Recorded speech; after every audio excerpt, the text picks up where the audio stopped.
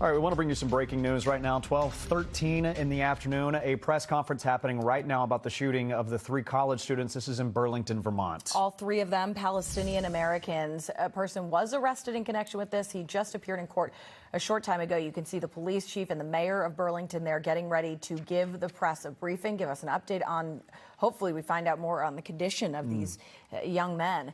But they're about to give us an update regardless on this case. So let's listen in. Okay. All right, good afternoon, everyone.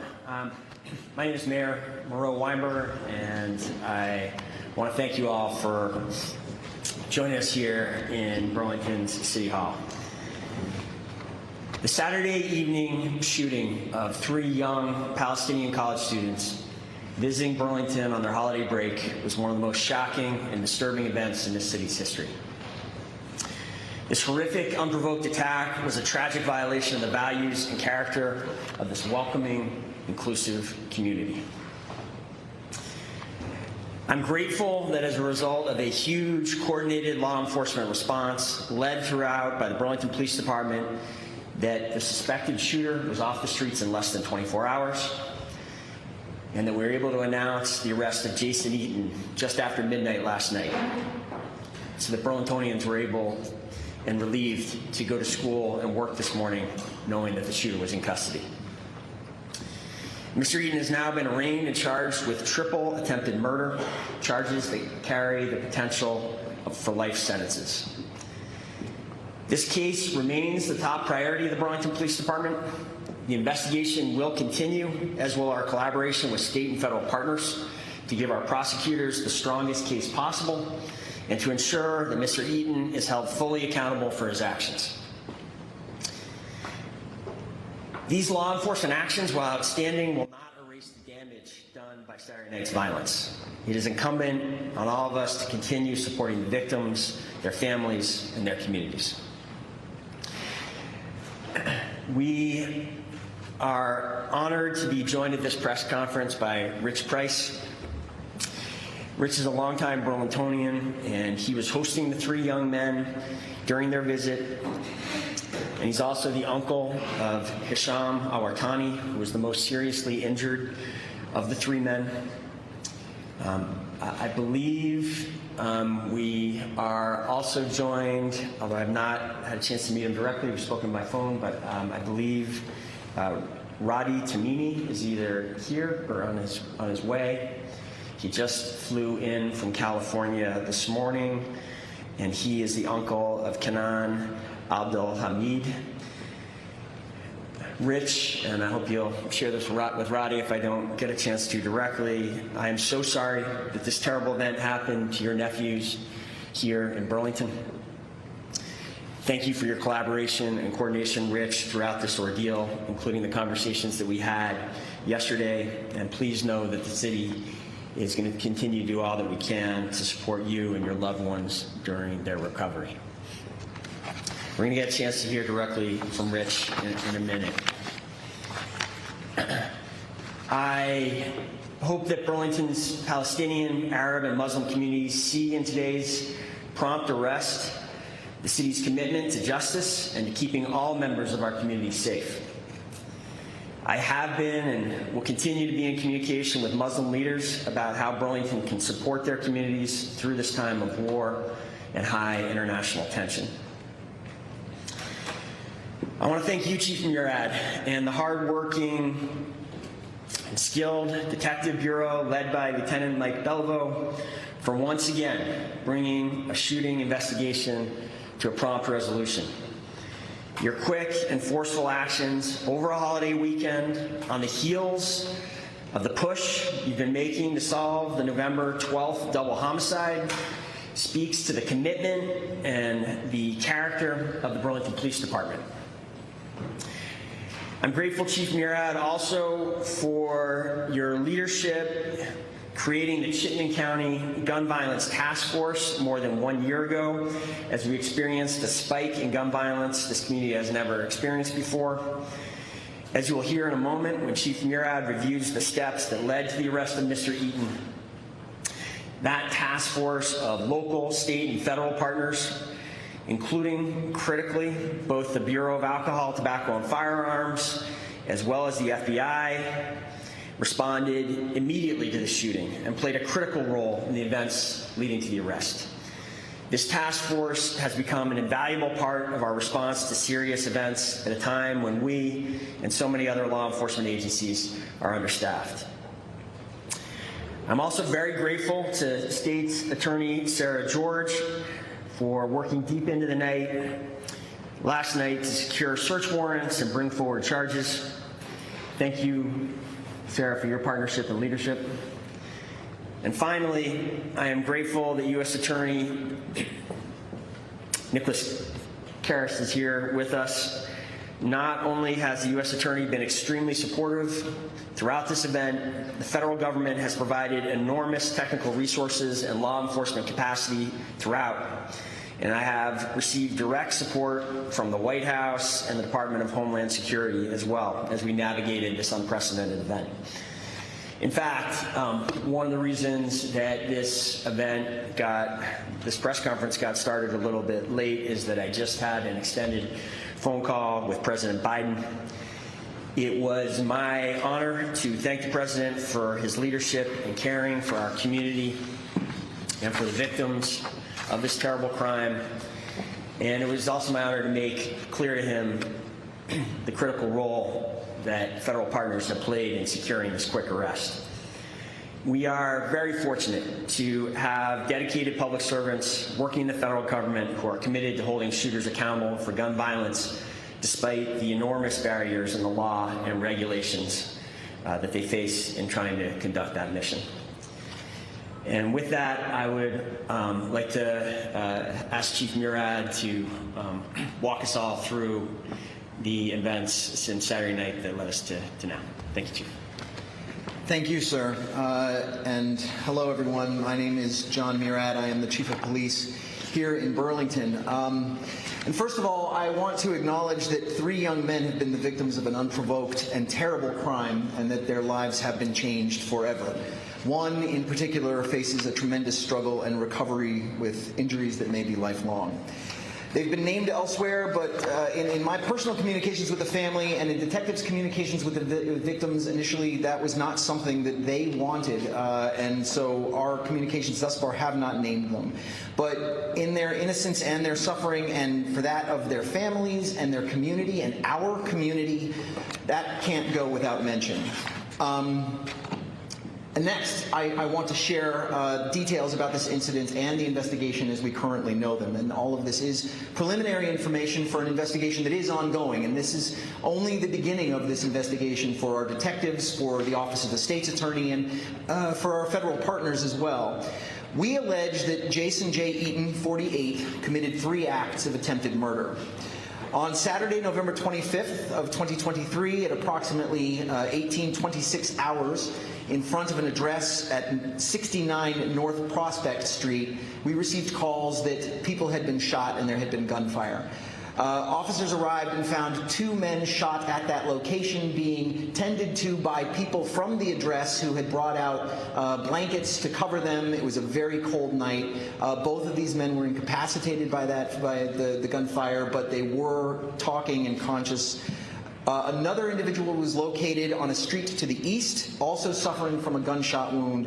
That individual was transported directly to the hospital by Burlington police officers. The first 2 young men were treated on the scene in an emergency response sense by our great partners at the Burlington Fire Department, and then were transported to the University of Vermont Medical Center. This began now an investigation. Unfortunately, we have become all too good at this in this city.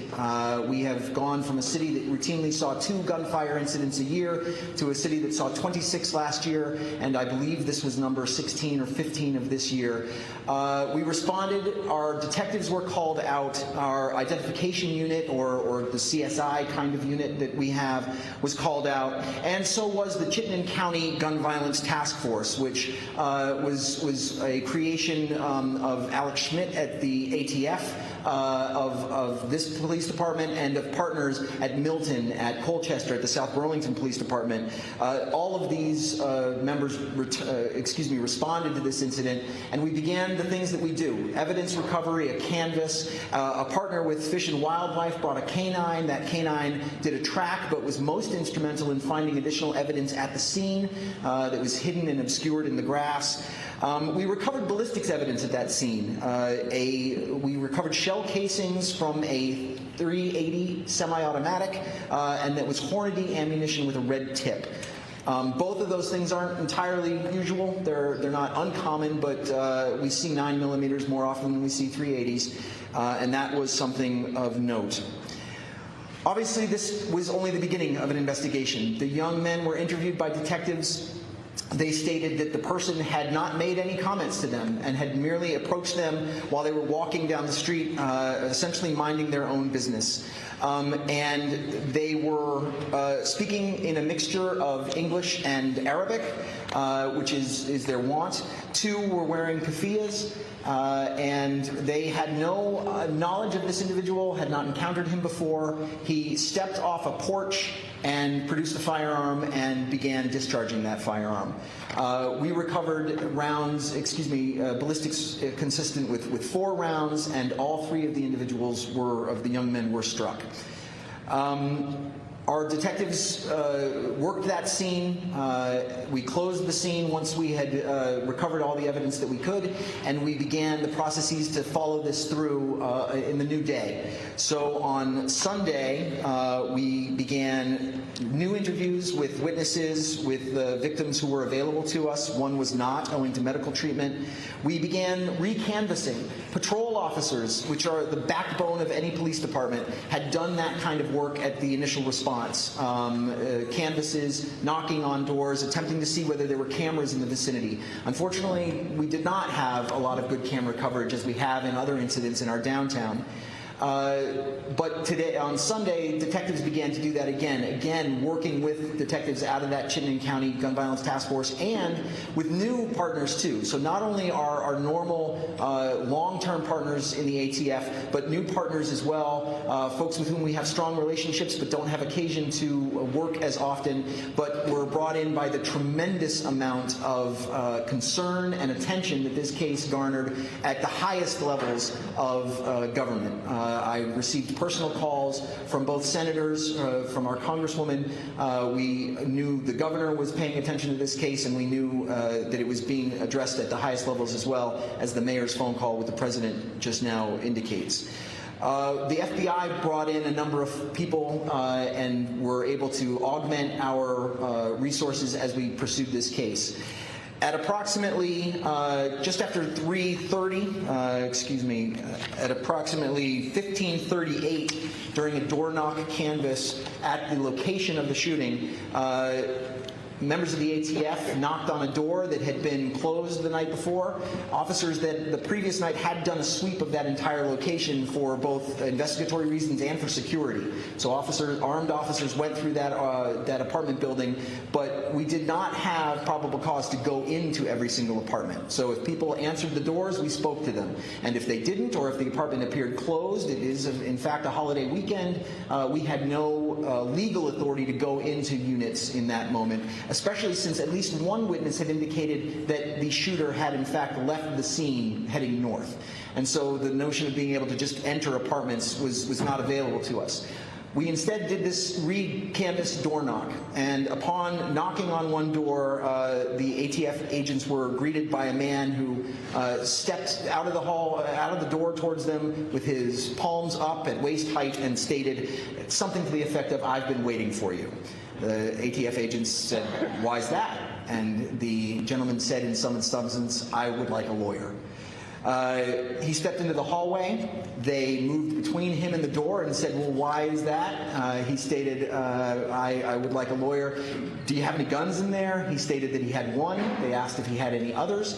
He stated again, "I think I would like a lawyer." At that point, he was detained. He was taken to our police headquarters by a marked cruiser of the Burlington Police Department, and we swept that location only for security, which is a different level of sweep than a search, closed the locations, secured it, and then obtained a search warrant.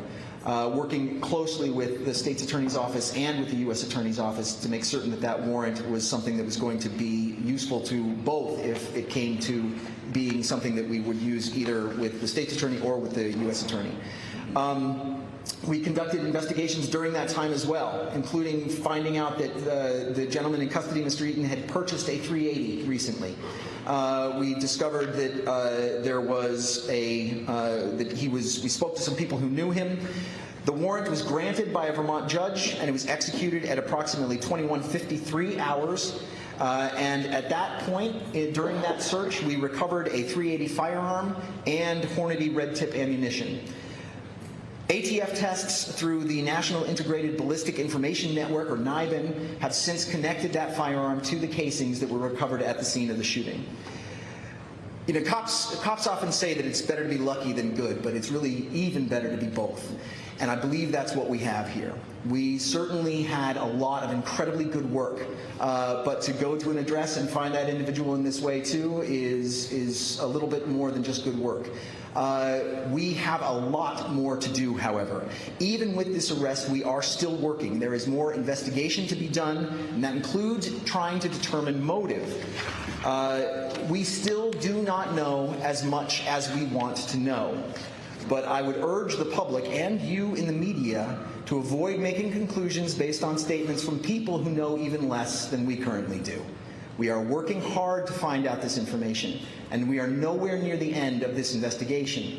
But we are trying to determine what we have beyond the knowledge that, yes, this person, we have full probable cause to believe, committed this horrible, horrible crime.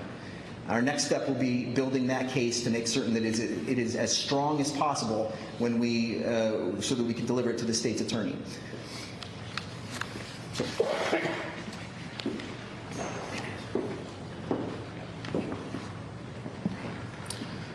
Hi everybody, my name is Rich Price. I'm the uncle of one of the shooting victims, Hisham Al-Wartani. He's my nephew, and I'm proud to be here with Radi Tamimi, who is the uncle of Kanan, and Radi, will you join me? We speak only on behalf of the family because the family can't be here.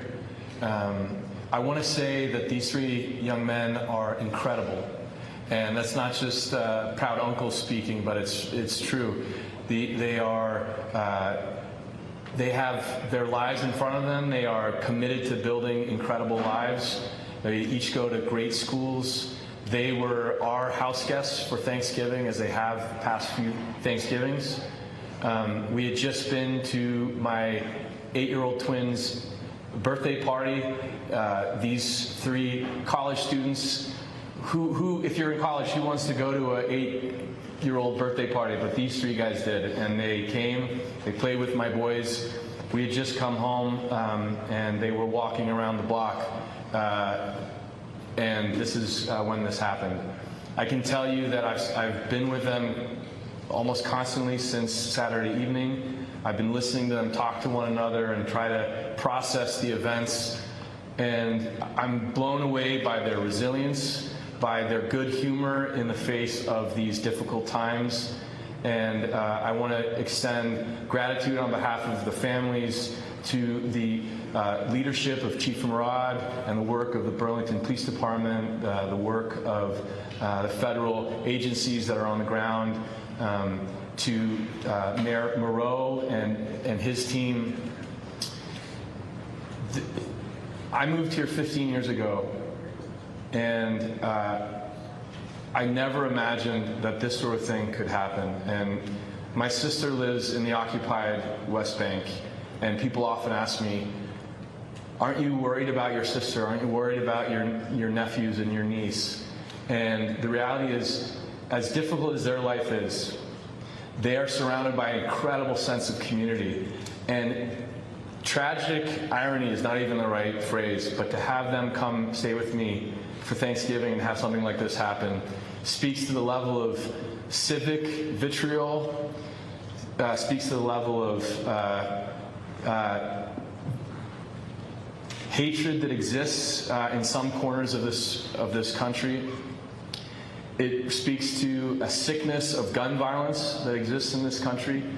And I'm proud of, even though this is devastating that this happened in this community, I am really proud and grateful to the community that is here and has rallied around our family and these boys. And I want to finally say, I'll ask Roddy to say some words, but I want to finally say thank you to the staff at UVM Medical Center.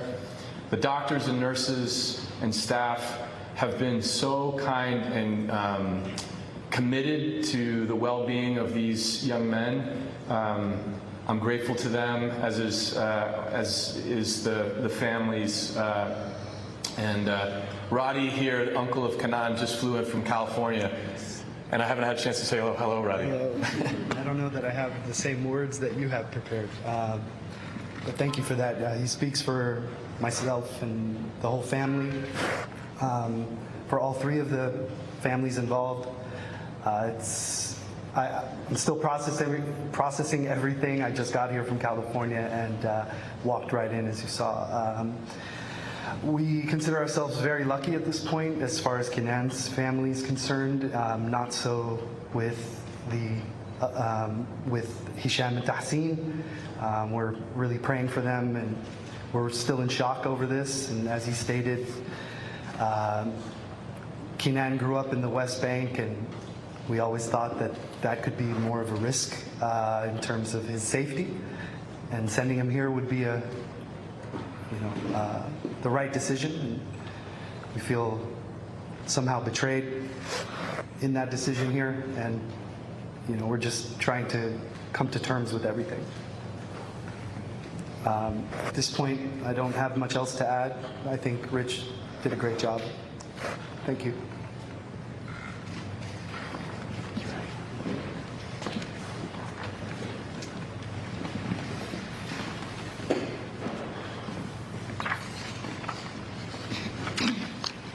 Good afternoon. My name is Sarah George. I am the Chittenden County State's Attorney. I want to start by stressing how infuriating and atrocious this situation is. My office joins the community in the outrage over the gun violence we are experiencing in our community and our state. We join in the outrage over the hate and inhumanity shown to Hisham, Tahsin, and Kanan. Today, our office filed charges against Mr. Eaton, specifically 3 counts of attempted murder, for the senseless, unprovoked violence against these 3 young men. These are 3 life felonies, and although we do not yet have evidence to support a hate crime enhancement, I do want to be clear that there is no question this was a hateful act. We currently live in a world of divisiveness and hate rather than inclusion and love. Our media and our social media are often filled with harmful and false rhetoric that provokes hateful beliefs and pits us against one another. When this rhetoric is coupled with a nation obsessed with firearms and easy access to the same, violence is not just predictable, it is inevitable. As much as we claim otherwise, Vermont is no exception to this. We must, as a community and state, stand strong against hate and divisiveness. We must see the humanity in each other and unite as one community in one state that will not tolerate this hate. And we must reckon with the reality that Vermont has one of, if not the highest, rate of gun deaths in New England. In the meantime, as our community grapples with this reality, my office will continue to work closely with the Burlington Police Department and our federal partners to hold Mr. Eaton accountable and any others who commit such horrendous violence in our home. Thank you.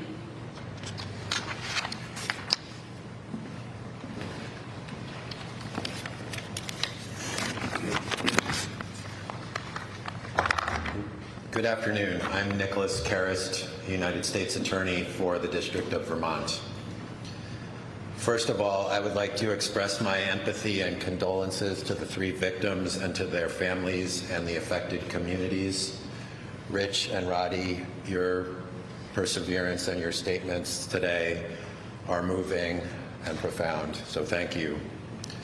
These shootings are another example of senseless gun violence that needs to stop. I truly wish the 3 victims a speedy recovery and a return to as normal a life as possible. Second, I would like to offer my thanks and deep appreciation to our law enforcement partners, especially the Burlington Police Department, the ATF, and the FBI. They have all brought the full extent of their resources to bear on this ongoing investigation, including, among other things, ballistic matching technology provided by ATF and victim services and computer and cell phone analysis provided by the FBI. Finally, as for the ongoing investigation, I have no comment on the evidence uncovered so far or the charges filed by the Chittenden County State's Attorney's Office or the likely path of this case as the investigation unfolds. I can say that my office and the Department of Justice as a whole, including the Civil Rights Division, will follow the facts where they lead. The priorities of the Attorney General of the United States and my office are to protect public safety, ensure civil rights are protected, and to follow the rule of law. Following the rule of law means not making prejudgment and requires following the facts where they lead, and that's what we intend to do. Thank you. Okay, I want to thank everyone who shared their remarks, especially Rich and Roddy, and say again, welcome to Burlington, Roddy, and sorry it is under these circumstances. And with that, I think any of us up here would be happy to answer questions.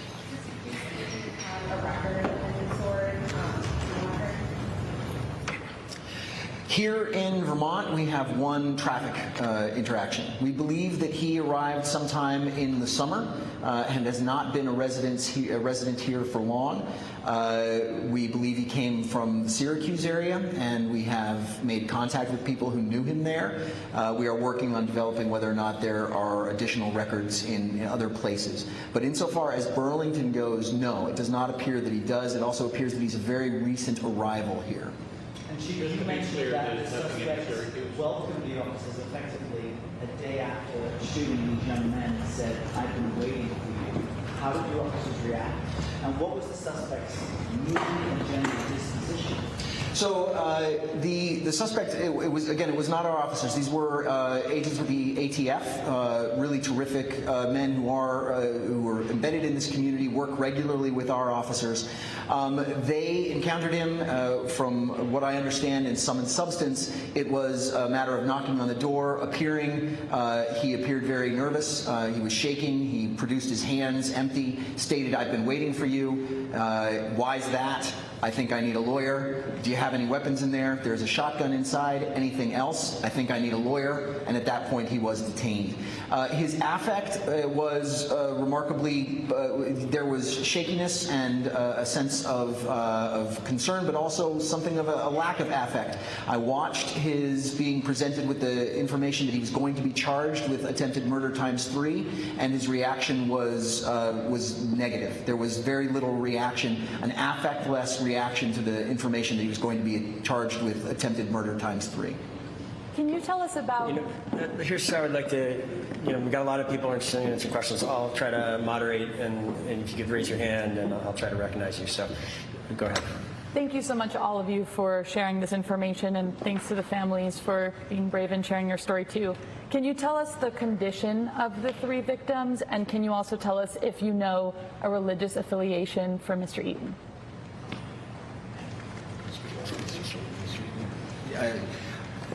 We do not have any information on a religious affiliation for Mr. Eden.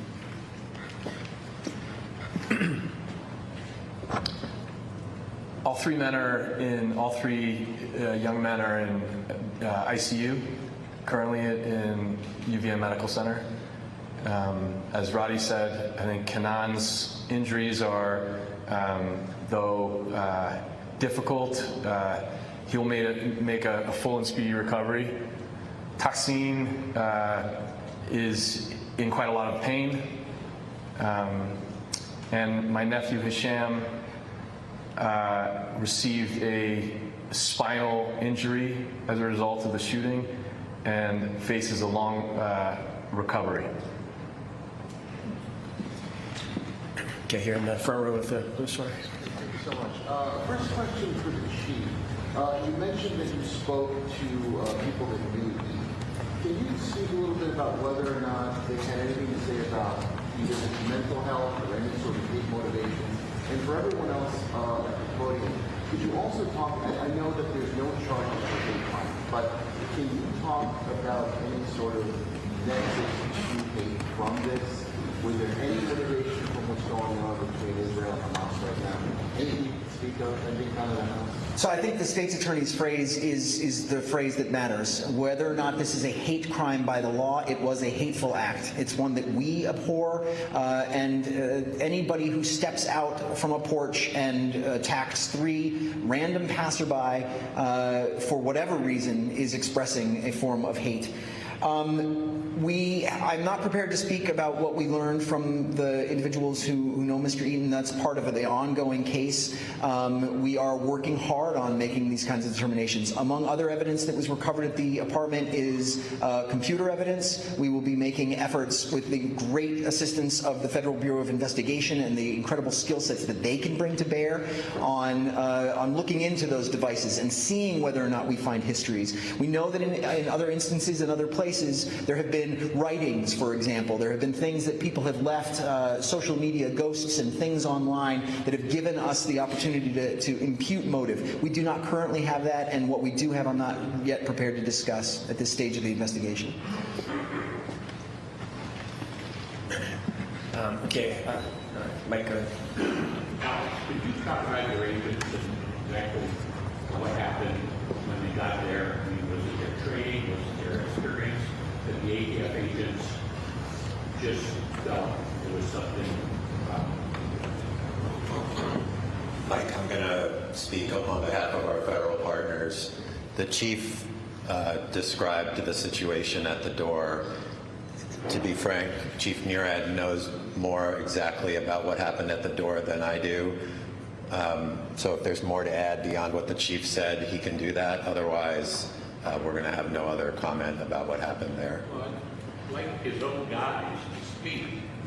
Mike, I'm going to speak on behalf of the federal partners here today. Why are you Muslim? Okay, in the second row here. Can you tell us what you know about how and when the weapon was acquired? Was it acquired legally, recently? It was acquired legally through a federally licensed firearms dealer here in the state, and there were no flags on that purchase that we know of. And it was acquired only a short while ago, a few months ago, I believe. Okay, back row. Go ahead, Sam. Do we know whether Mr. Eden has any previous criminal record? Thanks. As I mentioned before, here in Vermont, we have a traffic stop in our system right now. We are working to determine whether or not there are additional criminal history acts in any other locations. We believe he came from the Syracuse area in New York. That's obviously someplace that we'll be looking at. Go ahead. Yeah, just another question. Was the public ever in danger? There was no lockdown. There was no citywide text message. Was the public in danger for those hours while we had That's a great question. So there was a press release done within in less than an hour from the incident. We did close the location where it happened in order to facilitate investigation. We did not have any information that made it something that was an act that might have had wider public safety implications. Look, there are times where we have acts of violence in this city, and there's always the opportunity for that act of violence to either affect the people that it's targeted, affect people who are in the nearby vicinity, or to have wider implications as well. Last, as the mayor mentioned, we are currently still working on a double murder that occurred in the beginning of November. These acts, when they happen, have the potential to hurt many people. We do not lock down an entire city for something like that, absent there being other kinds of circumstance. In this case, we did not have that. And as I said, this was a matter of trying to figure out what we had and working as quickly as we could to address that. Any questions for Ms. George about the... Can we well, if you want to be recognized again, I'll come to you in a second. Can you go ahead first, Ben? Hi. Chief Murad touched on this, looking for, regarding the hate crime situation and how you have to go through computers and his writings and things like that. But I'm curious, in general, for hate crimes, what are some of the caveats, the legal caveats that you have to prosecute for a hate crime, and how difficult is it to prosecute a hate crime? Thank you. I can answer that. We are very lucky in Vermont. We don't have a lot of these incidents occur, but it's an enhancement of a particular crime that is an additional element that the state has to prove beyond a reasonable doubt. So typically the state has no requirement to prove motive. Many jurors, of course, have their opinions on that, and prosecutors might put forth a theory, but it is not an element that we have to prove. When you add a hate crime enhancement, that changes things. It means that we actually have to prove beyond a reasonable doubt an additional element of the crime. Sometimes that's quite clear based on things that might have been said by the defendant, or things that may have been immediately present in an apartment or online. But we do need direct and great evidence to support that additional element. I would also just say that in this particular case, these are life felonies, and in Vermont, if it is being added to a felony that is 5 years or more, it actually just becomes an aggravating factor to be decided at sentencing. So in this particular case, even with the hate crime enhancement, he would still be facing the same penalty, 20 years to life, but the judge could find an aggravating factor if the state proves that element beyond a reasonable doubt. Did that address your question for Attorney George? Or? My question for you then is, can you assure other young people who want to come to Burlington, no matter where they're from in the world, that they're safe? So again, I think one of the tragedies of this event is that Burlington is a community that seeks to be extremely welcoming and inclusive to all. It is a place that wants to care for everyone, and this violence violates all of that. It violates our most deeply held values and goals as a community. So we certainly will do everything we can to ensure that this is a tragic, terrible anomaly to the experience that most visitors have, that almost all visitors have to this community. Okay, try to get to people who haven't spoken yet. Liam, go ahead. I know state statute changed 2 years ago on the hate crime enhancement, Sarah. So do you now access motivated control or part by perceived identity? Does that make it easier potentially to prove that beyond a reasonable doubt if you're honest? I think that would depend on the particular identity being discussed. In some cases, I think it would, and in others, I'm not sure it would make much difference. Again, we haven't had to test it, so it's hard to really say for sure. But I know that it is a high burden. It is something that we have wanted to charge in the past and had not had enough to do, and so have used it as a sentencing enhancement only. Okay, in the second row. I'm wondering if the family members are able to speak. There are a lot of people who have called for this to be called in crime. I'm wondering if you have any comment. Sorry, can you speak up? Sure. A lot of folks have called for this to be called a crime. I'm wondering if you guys have any comment on that. Do you feel that? I believe the families fear that this was motivated by hate, that these young men were targeted because they were Arabs, that they were wearing keffiyehs. I think that is our fear. I'll speak on behalf of my family, my sister's family. We believe in the sanctity of the presumption of innocence and due process, and so we'll support the authorities as they go through their investigation, but it certainly seems like that's our fear. And Kenan's family shares that same sentiment exactly, absolutely. Hard to imagine in this time and with everything that's happening that it was just a random act. Doesn't feel that way, but we are absolutely willing to wait to find out and let due process take its course. Thank you. Okay, in the back, go ahead. As Burlington has become more familiar with gunfire incidents over the past few years, can you speak to the quick response from neighbors around North Prospect Street and the street above in trying to help the victims here? Great. I do want to reinforce, unless the Chief answer the response regarding neighbors, I do just want to say again, on point with your question, since we have had this significant increase in the volume of incidents like this that we're responding to, this Chittenden County Gun Violence Task Force did respond very quickly and robustly throughout the day, and I think that was a big part of why we got to now. In terms of the response of neighbors, Chief, So, yes, as the mayor said, there are, I think the Gun Violence Task Force is incredibly important. Its deployment is something that we have gotten pretty good at as far as calling people out, having people respond. What you're asking about, I believe, are the neighbors who assisted. And I think that that is a picture of the other side and the larger side, the more important side of this community.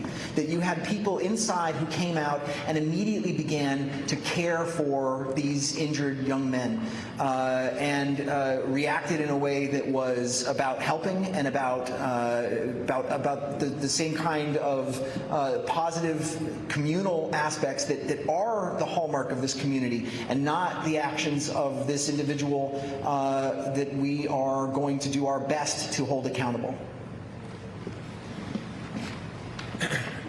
Okay, we are going to take a couple more questions.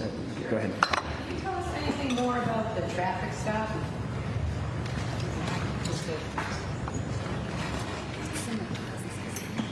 The state's attorney is saying that it was in 2016 or so. I don't have any information about that traffic stop and whether or not there was anything about it. Had there been something about it that caused our investigators to say, I think I would know that, and I don't. So that's my answer. Okay. Colin?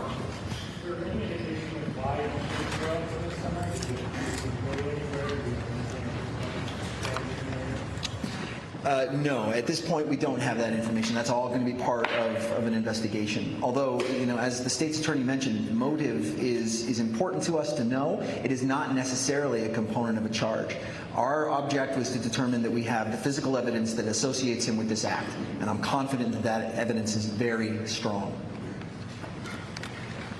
Okay, I want to thank everyone for coming today. I want to say again thank you to the families for being here. I think a number of us will remain around if there are further questions, but I think we'll end the program here.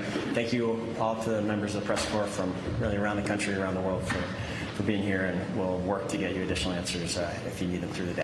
All right, you've been listening to officials there in Burlington, Vermont, providing an update on the shooting of those 3 men of Palestinian descent over the weekend. Mayor Weinberger speaking just a few moments ago, as well as Police Chief John Murad. So here's what we know on this if you're just joining us. over the last half an hour or so that we've been listening here. The victims were visiting Burlington. They were there on the holiday break. They were sort of essentially minding their own business when 48-year-old Jason Eaton approached them and said nothing and fired off a few rounds at 4 shots. At those 3 unsuspecting college boys. They were actually just spent their Thanksgiving dinner in the home of one of their uncles, Rich Price, who we heard from. They were at Rich Price's home, had Thanksgiving dinner, and then went to a birthday party for his 8-year-old twin boys. Were at this birthday party, finally left the uncle's house just to take a walk around the block, and it's when they were on this walk around the block that the shooting unfolded. Now, we got more information for the very first time on these young men, and I just want to share this with our viewers because this is the most important part. All 3, according to their uncle, all 3 are still in intensive care right now.